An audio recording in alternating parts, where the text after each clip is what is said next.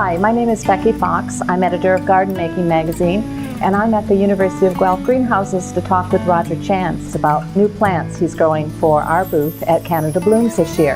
This will be the first time I've seen the plants, so I'm very excited to walk inside. Roger, this really struck me when I came into the greenhouse. And I know it's a mixed planter, and this is a brand new type of petunia. That's right, and it's part of a mix called Be Happy from Dooman, and what a great name! Yes. And it's in this this multicolored petunia with a burgundy with a cream striping in the center. I love the pattern. We also have a white verbena mixed in and a yellow Biden.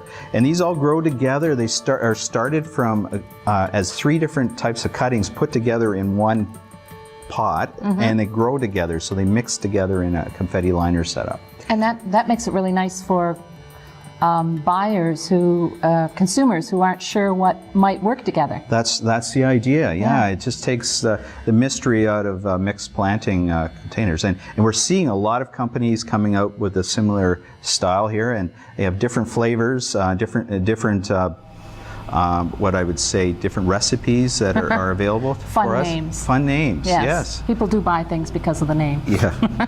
Tell me a bit about this. Now this will be at our display garden. That's right. And this is a Calibrachoa? A Calibrachoa, and this particular one comes from Proven Winners. It's a new release this year. It's called Cherry Star, Super Bell's Cherry Star, and it's got as you can see, it's well named. It's got a sort of a cherry color with a yellow star pattern on the bloom. That's really different coloring for a Calibrachoa, isn't it? That's right. Yeah, and it really jumps out at you, and it's got a nice bushy habit. I'm finding, and it bloomed really well for us in the trial gardens last summer. It's looking good now. Yeah. Yes. Now this is something is really quite new in the breeding world. Could you tell me a little bit about what's going on there? So what has happened in recent years, the technology has been developed to cross Calibrachoas right here with a petunia right here, and this is one example of what we get. This particular one's called Super Cal Pink Ice, and it's from Cicada, and it's a cross between a Calibrachoa and a petunia, and so you get some of the benefits of both types. You have the color ranges that are available in the Calibrachoa, and you also have some of the vigor and the pH neutrality that we find with petunias. So this can actually grow in the ground as well as in containers very well. It's a really pretty color, really pretty color combination. Actually, they all look sort of nice all together. Yeah. Cacophony of color.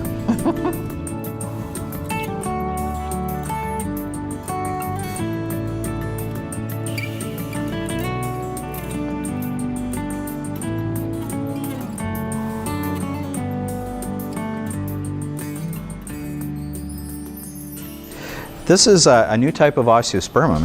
It's a double form of Osteospermum. It has the traditional blue center button is been replaced with short petals and sort of gives an anemone-like flower. The series is called 3D. It's available in purple that we're seeing here, silver, which we're seeing back here, and pink. And I find that it blooms for a long period of time in the summertime.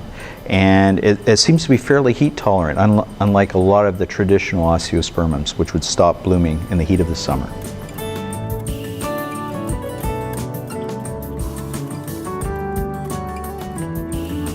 What we have here is equally beautiful, but no blooms. A lot of foliage. Right. Yeah.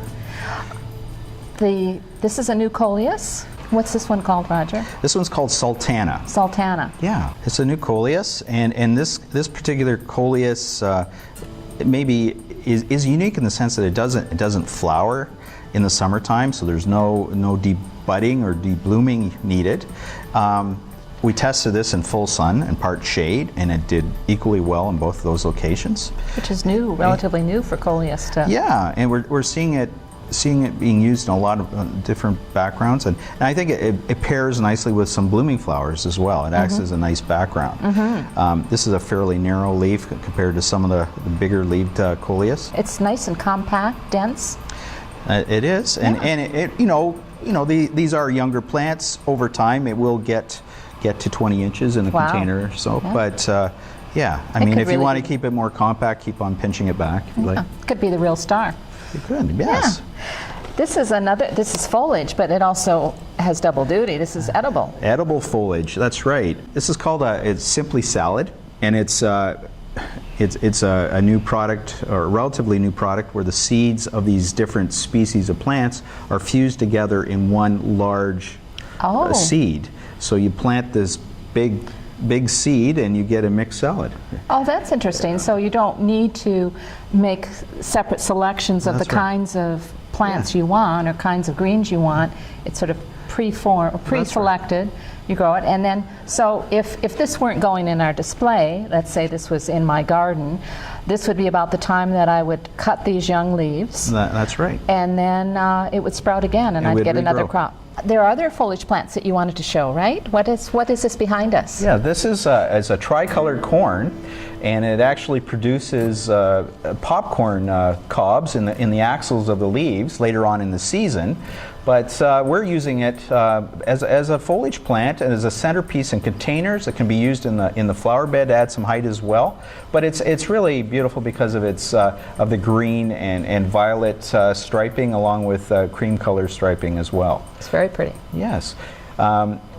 Later in the season, we may see some activity from interest from raccoons and other animals who like corn as well. But in the meantime, you can certainly enjoy it as a ornamental. It's beautiful. Roger, thank you very much for this preview of the plants that we'll be seeing at Canada Blooms, and it's been a pleasure to see University of Guelph's greenhouses, and thank you for watching this video, and hope to see you at Canada Blooms too.